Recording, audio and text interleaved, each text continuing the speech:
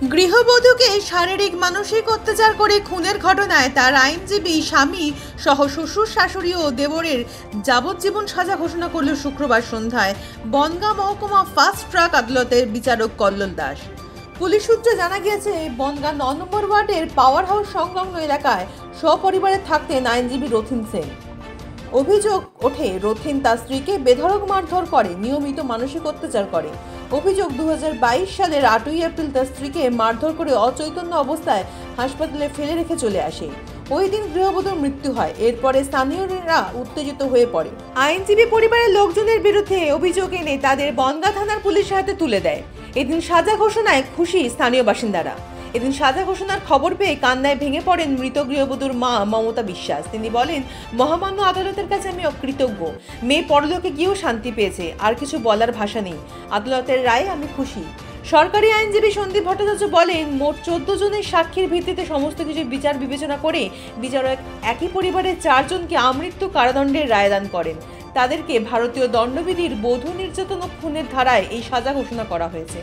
বনগাঁ মহকুমা আদালতের আইনজীবী সমীর কুমার ঘোষ বলেন, মচনন্দপুর সাতপুরের বাসিন্দা ইতু সেন ওরফে প্রিয়ার সঙ্গে আইনজীবী রথীন্দ্রনাথের সেনের বিয়ে হয়েছিল। 2022 সালে ওই গৃহবধূকে শারীরিক নির্যাতন করে খুন করে রথীন সেন ও তার ভাই রজত সেন, বাবা রবীন্দ্রনাথ সেন ও মা সুপ্তাক সেন।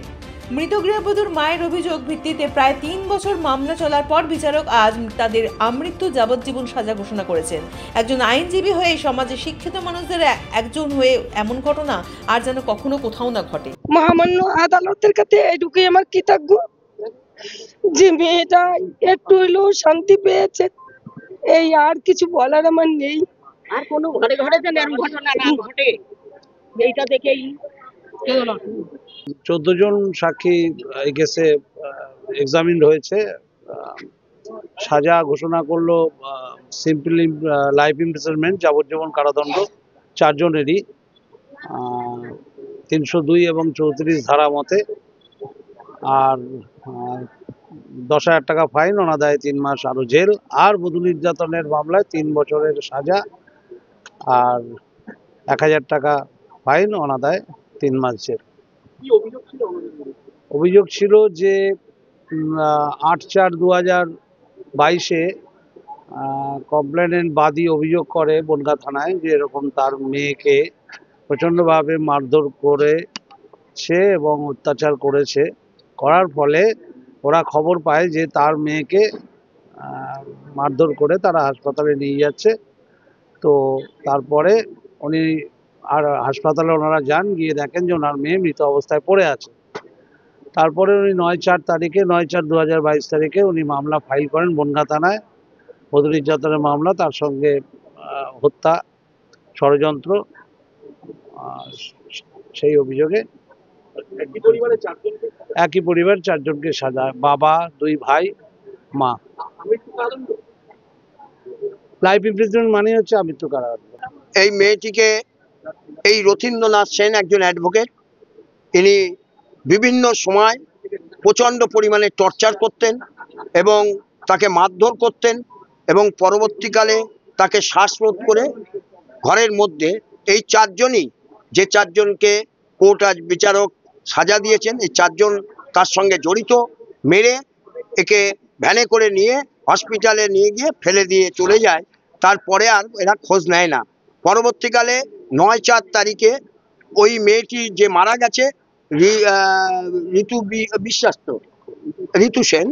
ঋতু সেন, তখন ওর মা সেই মেয়েকে দেখতে যায়। তো আর রাত্রির বেলায় খবর পেয়েই যায়, মেয়ে ফোন ধরছিল না, তখন খবর পেয়ে যায়।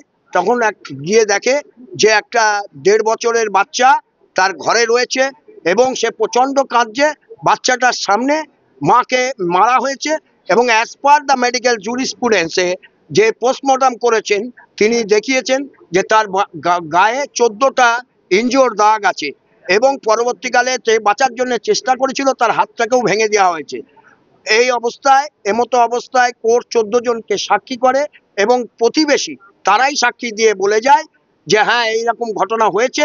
এবং যখন ওই বডিটা নিয়ে যায়, ওখানকার লোকাল যে কাউন্সিলর ছিলেন তিনিও সঙ্গে সঙ্গে খবর পেয়ে ছুটে আসেন এবং অনেকবার উনি এই মারধরের ব্যাপারে নিজেরা বসে একটা ফয়সালা করার কথা বলেছিল, কিন্তু সেটা করেনি এবং এই রবীন্দ্রনাথ সেন প্রচণ্ড একজন অ্যাডভোকেট, সে জ্ঞানী লোক, তারপরেও এই ধরনের ঘটনা ঘটিয়েছে। অতএব কোর্ট বিচার বিশ্লেষণ করে তাকে যাবজ্জীবন সাজা দিয়েছেন চারজনকেই।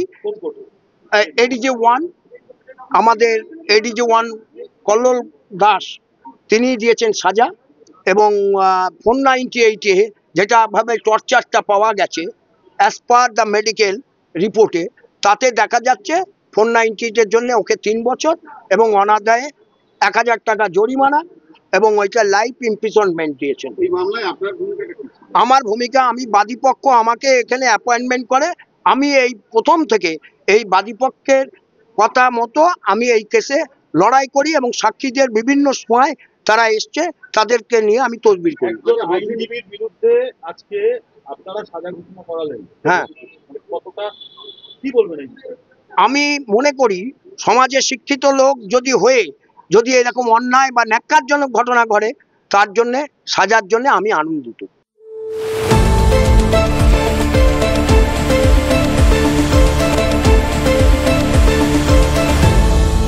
আপনারা দেখছেন এই বেলা বাংলা, শিরোনামে সবার আগে।